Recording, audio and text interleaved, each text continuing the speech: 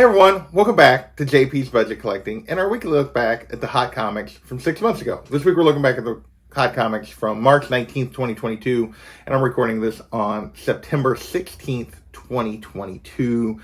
I give you those dates so that you know when this information is actually relevant, because the market is always moving and changing, and since we do this, things can always change. Like in the next week, the prices might be very different than they are right now. So we also look back at the CBSI Hot Top 10 and the Comic Tom Key Collector Hottest Trending Comics of the Week. Those are the two lists that I use. They give a good scope of books that are hot at the moment, that people are chasing, not just necessarily because they're like big keys, but because there's some news or something that's caused them to be at the front of the collector market. So we want to see how those books do that are kind of the books of the moment. And basically we look to see, what factors made them hot back then, what's happened since, and how they have performed since, and if you've been better off being patient. And if you've been watching this list, particularly in 2022, patience is everything right now in terms of trying to find the right books. But we got 17 books this week to talk about, so let's dig into this list and see what we can learn. First up, we got GLA Avengers, the Hero Initiative trade paperback, on the list for the second week in a row. Last week when we talked about it, it was after being a $30 buy-in, people were chasing this limited edition for $150 to $175 for this.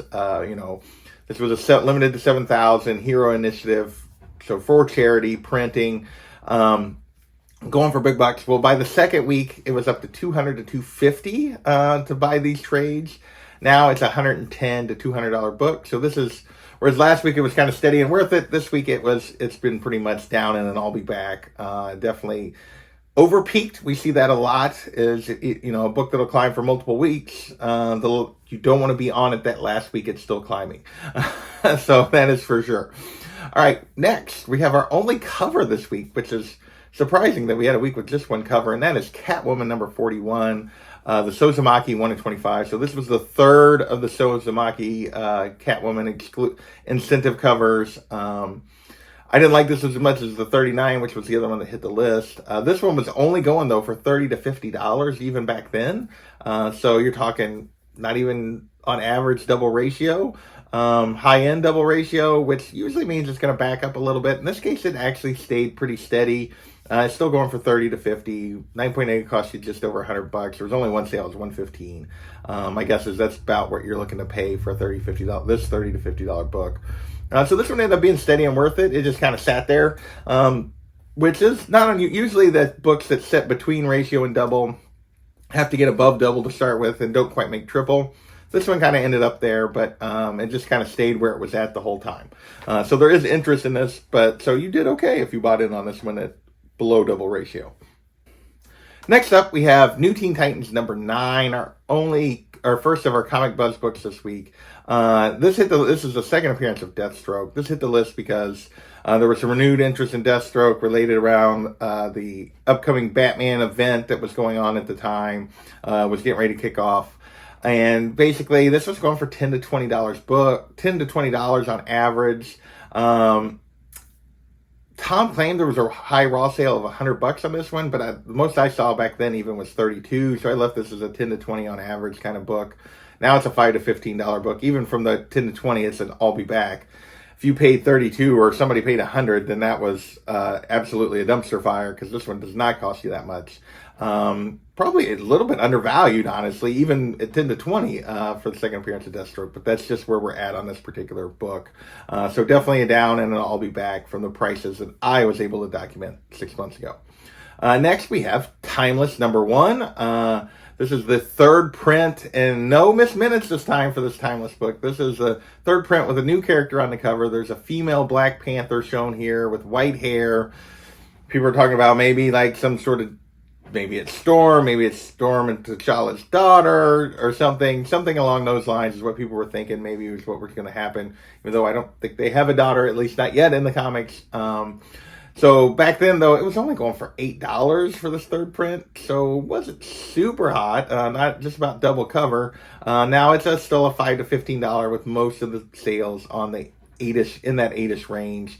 9.8 only cost you $30 to $50 on this sucker. So this one, because it wasn't that high valued even back then, it's steady and worth it. But yeah, definitely one that you can just kind of get. You could argue I'll be back because it wouldn't cost you anything to wait. So next we have Ultimate Comics Spider-Man #1.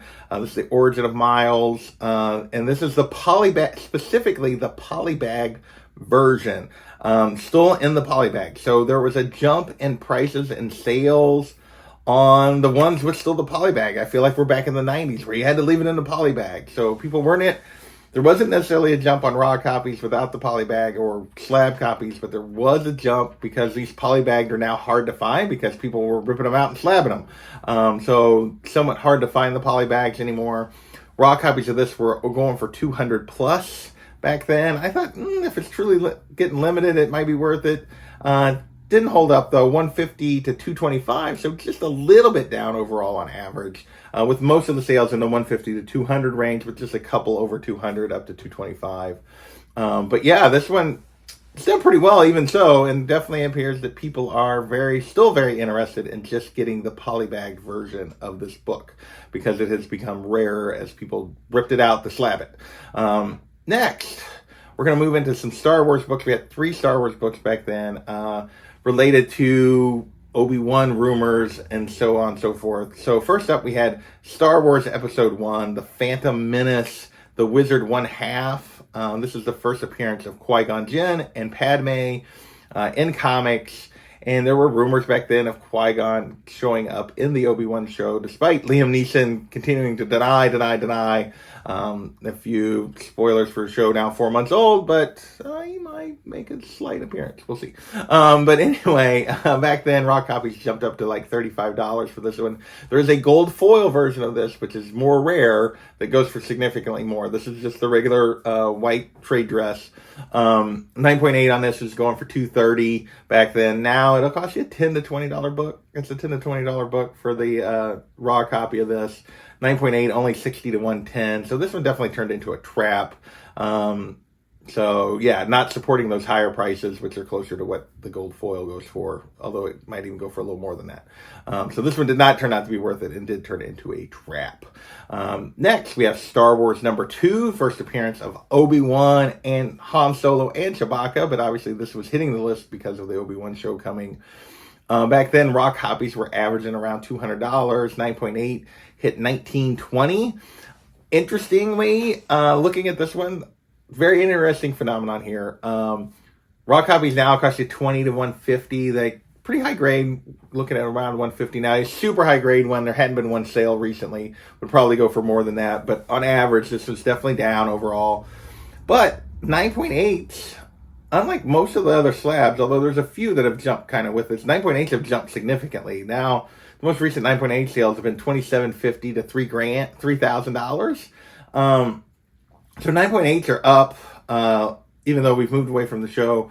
Some of the mid-grades and lower grades have kind of dropped back a little bit, so there's this weird dynamic going on there on the slab side. But raw copies are definitely down.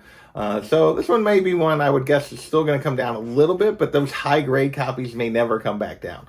But overall, because most of the sales are kind of mid-grade stuff or raw, it's kind of a down, and I'll be back on this front. Next, we have Star Wars The High Republic #5. This is the first full appearance of Vanessa Rowe, they kind of claim. Like, she's in a panel in 2, she's in a panel in 4. I don't know. This isn't much more of an appearance. I don't know if she speaks in the other 2 books or not. But yeah, so this is what they're claiming is the first full Vanessa Rowe. Back then, it was still only going for $5.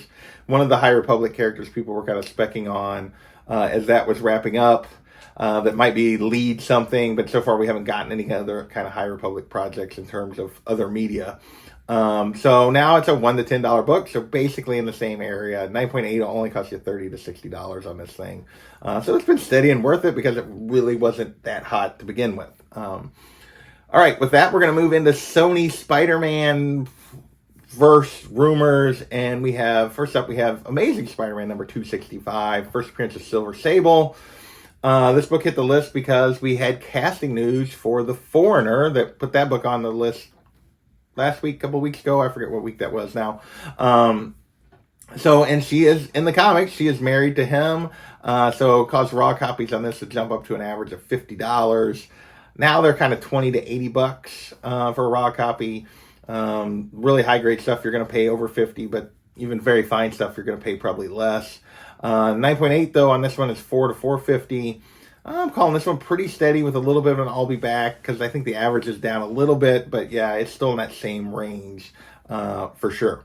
After that, we have our next book is Silver Sable in the Wild Pack, number 9, which is the first appearance of Ernst Sabelnova, Silver Sable's dad. He appears first time here. Rumors that maybe he would be a part of the any kind of Craven movie caused raw copies to jump up to $5. $5 whole dollars. Now it's a $1 to $15 book, so it's basically still again going for that same price. I was kind of whatever on this. It's not going for that much, and this is kind of a steady I'll be back. You can buy it for right in the same range. Next we have Amazing Spider-Man number 194, first appearance of Black Cat. This is a book that's been climbing pretty steadily over the last couple of years. Up to this point, there are rumors about her being maybe a part. There was a casting rumors that maybe she was going to be a part of the Madam Web movie back then. That potentially a person was playing her. Caused a little bit of an additional jump in this book. Raw copies were going for $300 to $750, depending on grade, obviously. 9.2s were setting around $850 to $1,000. Now a raw copy will cost you $100 to $450. So raw copies have definitely backed up. Even higher grade stuff you can get for that $450 range. 9.2 recent sales are $550 to $700. So this one's turned into a trap over the 6-month period. It's still up overall over the last couple of years, but it did give away some of those gains here in the last 6 months, as we've not gotten any additional news, and so this book has backed up. So if you've been wanting this book and waiting on it, now might be a good time to try to track down a copy, because it is kind of in a lull at the moment. So just saying, if you're still looking for one of these, now might be a good time. Next, you have we're going to move into some MCU rumors the rest of the way, and first up we have X-Force number 2, the second appearance of Deadpool, going for all of $10 on average back then, with a 9.8 all the way up to 90 of this super high print book. Now it's a $2 to $10 book. 9.8 is $40 to $75. Turned into an I'll be back. We know we're going to get Deadpool at something, but this book has always been suppressed just because of the large print number on it. There's just so many of these out there and available for folks. Is why, even though it's just second appearance of such a main character, it doesn't go for a whole lot. And you think back to earlier in this list when we had the second appearance of Deathstroke, it doesn't go for a whole lot either. So there you go. Next, we have, could have put this in the cover category, but I put it in MCU because it had to do with rumors of this character coming back to the MCU. And this is Punisher number 218, the John Bernthal photo variant. So this is a fairly hard to find variant. And with rumors of Daredevil coming back and getting his own show after his appearance in No Way Home, which we now know to be true, people were hoping we would get this version of Punisher back. I don't know if they've officially announced if we're getting John. We're getting Punisher again. I just don't know if we're getting John back. But anyway, this book jumped up to $100 to a $230 book raw, pretty wide range back then.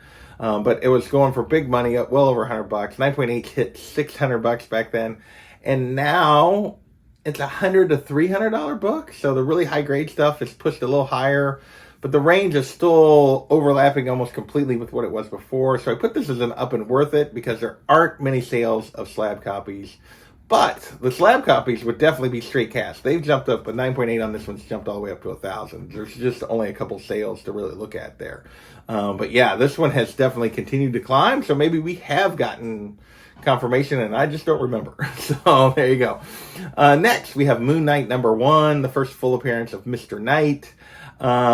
This was right 2 weeks less than 2 weeks before the show started. This was hitting the list because we knew we were getting this version of Moon Knight in the show. In some ways, maybe the better version for me, but that's certainly up to debate because there was a lot of weaknesses in this show. But back then, raw copies of this were up to $40 to $50. 9.8 going for $400. Now raw copies are $15 to $50 with the really high grade stuff still pushing that upper range, but most copies going for quite a bit less.